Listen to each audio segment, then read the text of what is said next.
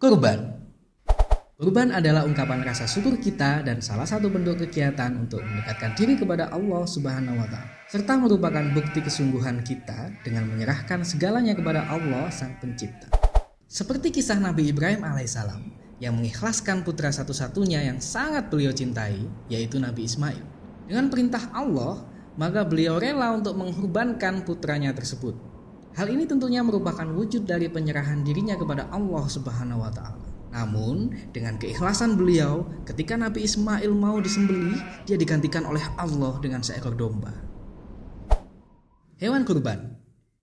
Hewan yang bisa dikurbankan seperti yang disebutkan dalam surat Al-Hajj ayat 34. Dan bagi tiap-tiap umat telah kami syariatkan penyembelihan kurban, supaya mereka menyebut nama Allah terhadap binatang ternak yang telah direzekikan Allah kepada mereka. Maka Tuhanmu ialah Tuhan yang Maha Esa. Karena itu berserah dirilah kamu kepadanya dan berilah kabar gembira kepada orang-orang yang tunduk patuh kepada Allah. Dari ayat tersebut, hewan yang dapat disembelih untuk ibadah kurban adalah dari jenis bahimatul al-an'am atau hewan ternak. Dan ketika melakukan penyembelihan disyariatkan agar menyebut nama Allah. Untuk jenis hewan ternak yang disyaratkan dalam berkurban seperti kambing, sapi, unta, kerbau, dan domba. Penerima daging kurban.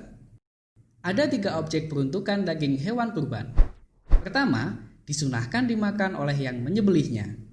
Kedua, dihadiahkan ke kerabat, tetangga, dan sahabat. Dan yang ketiga, disedekahkan kepada fakir miskin.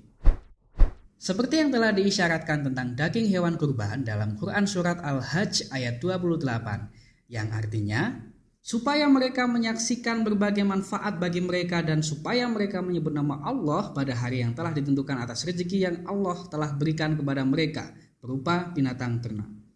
Maka makanlah sebagian daripadanya dan sebagian lagi berikanlah untuk dimakan orang-orang yang sengsara dan fakir. Tata cara menyembelih hewan kurban. Yang pertama, robohkan hewan dengan kepala menghadap kiblat. Yang kedua, awali dengan membaca bismillah. Yang ketiga, lakukan sekali gerakan potong pada leher hewan kurban. Yang keempat, gantung kaki belakang hewan setelah disembelih. Yang kelima, ikat saluran makanan dan bubur hewan. Yang keenam, lakukan pengulitan perlahan. Yang ketujuh, keluarkan isi dalam hewan dan pisahkan. 8. Bungkus terpisah dengan plastik khusus makanan. Yang ke-9, jaga kebersihan daging kurban. Dan yang ke-10, daging kurban di luar lemari pendingin tidak boleh lebih dari 4 jam.